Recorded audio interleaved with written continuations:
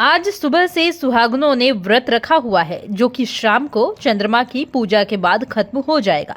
आज शाम 7 से रात तकरीबन 9 बजे तक देश भर में चंद्रमा दिख जाएगा, जो कि पूर्व उत्तर दिशा के बीच नजर आएगा। पंडितों का कहना है कि मौसम की गड़बड़ी के चलते कभी चंद्रमा ना दिखे तो शहर के मुताबिक चंद्र दर्शन के लिए समय पर पूर्व उत्तर दिशा में चंद्रमा को अर्घ्य देकर व्रत को पूरा कर सकते हैं।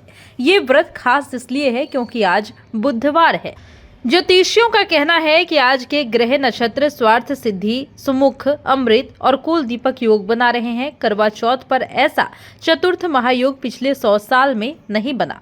आज बुधवार और चतुर्थी का संयोग भी बन रहा है। इस तिथि और वार दोनों के देवता गणेश जी ही हैं। इस शुभ संयोग और ग्रह स्थिति से व्रत का पुण्य और बढ़ जाएगा। वामन पुराण में बताए व्रत कथा में वीरावती अपने पति की लंबी उम्र के लिए करवा चौथ का उपवास रखकर चंद्रमा निकलने का इंतजार करती है। भूख प्यास से परेशान बहन को बेहोश होते देखकर उसका भाई मशाल लेकर बरगद पर चढ़ जाता है और पत्तों के बीच उजाला करता है, जिसे वीरावती चंद्रमा की रोशनी समझकर व्रत खोल लेती है और इसके बाद वीरावती के पति की मृत्यु हो जाती है।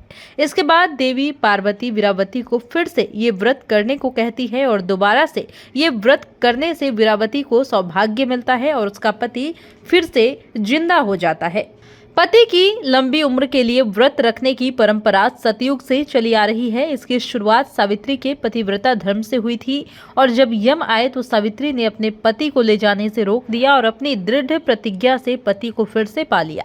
तब से पति की लंबी उम्र के लिए व्रत किए जाने लगे। दूसरी कहानी है पांडवों की पत्नी द्रौपदी की। वनवास काल में अर्जुन तपस्या करने नीलगिरी के पर्वत पर चले गए थे। द्रौपदी ने अर्जुन की रक्षा के लिए भगवान कृष्ण से मदद मांगी।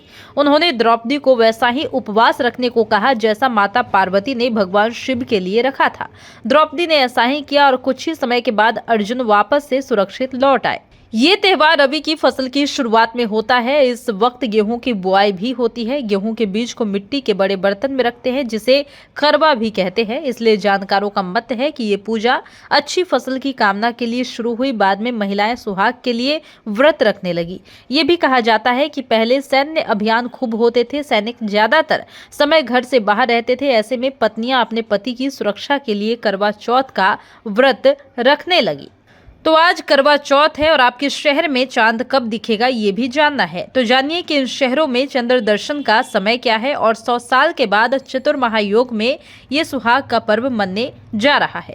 तो बता दें कि कोलकाता में 7:47 पर, पटना में 7:52 पर, रांची में 7:57 पर, बनारस में 8:01 पर, दिल्ली में 8:15 पर। वही बात अगर भोपाल की करते हैं तो 8:30 पर, आगरा में 8:32 मिनट, इंदौर में 8:38 पर और पुणे में 8:57 पर यह पर्व मनाया जाएगा।